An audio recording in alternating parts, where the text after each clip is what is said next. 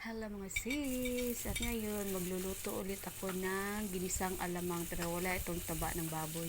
At ayan na nga, nagisa na ako ng garlic at saka sibuyas. At ayan, ilagay na rin natin ang ating kamatis. Ayan, marami ang ating kamatis. Mas masarap kasi ang ginisang alamang pag maraming kamatis. At ayan, kailangan na nating halo-haloin para mag-mix lahat yung mga spices. So, kailangan na nating mag-fast forward no para mapabilis ang ating video.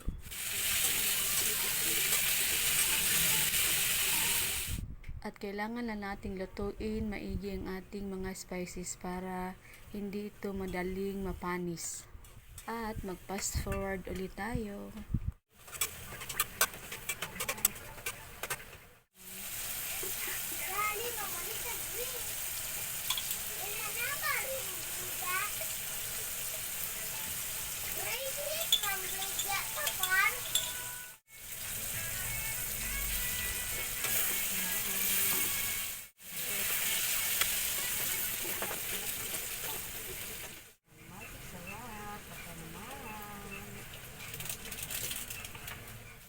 At ayan, maglagay din tayo ng brown sugar para mag-balance yung alat at saka medyo matamis.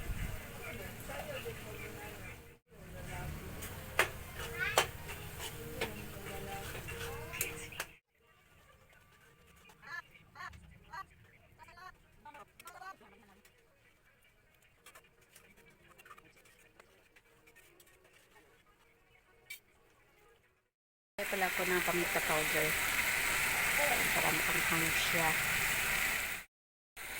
Yan, luto na ang ating alamang. Masarap ito sa mangga. Hilaw na mangga.